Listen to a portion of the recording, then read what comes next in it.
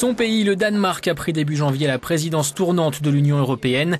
La social-démocrate Helle Thorning-Schmidt fait presque figure d'exception dans une Europe dominée par la droite. Elle était récemment au Parlement européen à Strasbourg pour présenter le programme de la présidence danoise. Nous l'avons rencontrée et avons évoqué avec elle le fameux nouveau pacte budgétaire de l'Union. Madame le Premier ministre, tout d'abord, merci d'être avec nous sur Euronews. Le pacte budgétaire élaboré par les 26 États membres est présenté comme la solution à la crise. Pourtant, beaucoup considèrent déjà que ça ne suffit pas. Le pacte budgétaire est perçu comme quelque chose qui ne se concrétise pas assez vite. Et c'est pour cela que nous travaillons très dur. Tout le monde travaille très dur pour que le pacte budgétaire soit adopté le plus tôt possible, pour qu'il y ait une base solide. La crise de la dette nous rappelle aussi que chaque État membre doit faire un suivi de son économie, doit avoir les responsabilités nécessaires pour ce qui est de son économie. C'est l'une des raisons pour lesquelles le Danemark, qui ne fait pas partie de la zone euro, prévoit de se joindre autant que possible à la nouvelle discipline du nouveau pacte budgétaire. Mais nous savons déjà qu'il a été beaucoup édulcoré, qu'il y aura des dérogations sur la discipline budgétaire, que la Commission ne jouera pas un rôle prépondérant, la Cour européenne non plus. Autrement dit, n'est-ce pas un peu décevant ? Cela est négocié, c'est un travail qui suit son cours et je pense qu'il est trop tôt pour juger s'il apporte une amélioration ou pas. Je suis convaincue que davantage de discipline, davantage d'application de la part de chaque État membre pour maintenir son économie en ordre est une bonne chose pour l'Europe parce que c'est une bonne chose pour l'euro. Il n'y a rien de vraiment nouveau avec ce pacte. La Commission dit que 95% de ce qu'il contient ne nécessitait pas de nouveaux traités. Alors pourquoi une initiative aussi risquée? Parce que certains pays, dont le Danemark, pourraient avoir à organiser un référendum. Ce débat n'est pas d'actualité pour l'instant parce qu'il va de soi que nous voulons d'abord voir le résultat.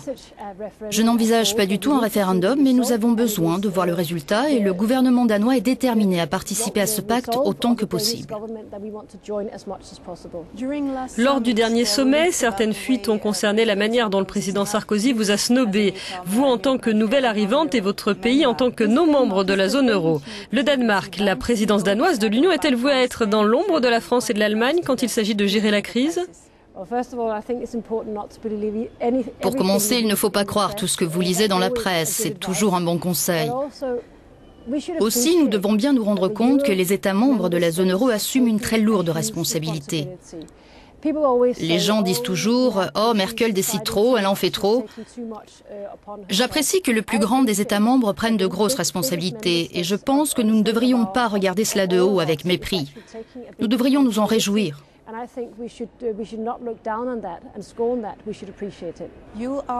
Vous faites partie des très rares leaders de gauche aujourd'hui au pouvoir en Europe et vous insistez sur l'importance de relancer la croissance en ces temps d'austérité. Que comptez-vous réaliser précisément et concrètement en moins de 6 mois ? Nous devons nous concentrer sur comment créer des emplois et de la croissance en Europe. L'une des manières d'y parvenir, c'est en relançant le marché unique. Le marché intérieur fait partie des plus grandes réussites de notre Union.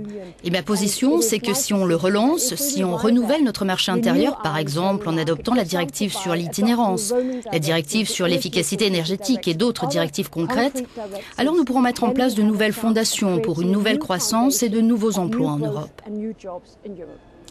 Là, il s'agit de législation, mais pour quelle autre incitation concrète en moins de 6 mois? Eh bien, les directives et les dossiers qui sont sur la table, voilà des résultats concrets et tangibles. Ils peuvent faire la différence pour les citoyens européens. La présidence danoise veut obtenir des résultats pour l'Europe, obtenir des résultats pour que nous puissions voir qu'il existe une voie pour sortir de la crise, une voie où nous retrouvons la croissance, la prospérité et des emplois en Europe. Et pour parvenir à cela, nous devons relancer le marché intérieur. Le Danemark bénéficie d'exemptions pour 4 politiques européennes, union monétaire, défense, affaires intérieures et justice et citoyenneté européenne. Envisagez-vous de renoncer à l'une d'elles? Si oui, quand? Nous prévoyons de relancer les discussions sur la politique affaires intérieures et justice, ainsi que sur celle de défense. Je considère depuis de nombreuses années, en fait depuis 1992, qu'il serait mieux pour le Danemark et les Danois de participer à ces 2 politiques ainsi qu'à l'euro. Nous en débattrons avec les Danois, nous envisageons de soumettre les 2 premières politiques à un référendum. Concernant l'euro, le Danemark est assez dépendant du reste de l'Europe et la couronne danoise est aujourd'hui indexée à l'euro. Donc n'est-ce pas un peu illusoire pour les Danois que de croire qu'ils sont à l'abri et plus indépendants sans la monnaie unique? Je suis pour l'euro et je le suis depuis de nombreuses années. Et je pense qu'il serait bon pour l'économie danoise de faire partie de la zone euro. Mais je dis aussi qu'il n'y a pas de débat à avoir, ce n'est pas le moment d'en débattre aujourd'hui. La couronne danoise est indexée à l'euro et cela va rester ainsi et pour l'instant, c'est bien pour l'économie danoise. Une question au sujet de la Hongrie. La Commission a déclenché une procédure contre le gouvernement pour le préjudice causé à l'état de droit. L'Europe doit-elle isoler la Hongrie? La position du Parlement européen est ambiguë et la plupart des États sont relativement discrets sur le sujet. Je crois qu'isoler un État membre serait une grosse erreur alors qu'on cherche à faire passer un message à cet État membre. Ce qui se passe à présent constitue la bonne approche vers un pays dont on juge qu'il s'écarte de nos traités. Il y a la Commission dont le travail et dont la raison d'être est de s'assurer que les traités sont respectés. Et aujourd'hui, nous avons décidé de lancer contre la Hongrie une procédure d'infraction aux règles communautaires. C'est la bonne méthode et la présidence danoise a soutenu cette méthode tout au long des discussions que nous avons eues ces dernières semaines. Et donc, vous attendez-vous à ce que le gouvernement obéisse aux demandes de la Commission? Oui, cela va sans dire que tous les États membres de notre Union sont tenus de respecter les règles auxquelles ils ont tous souscrit.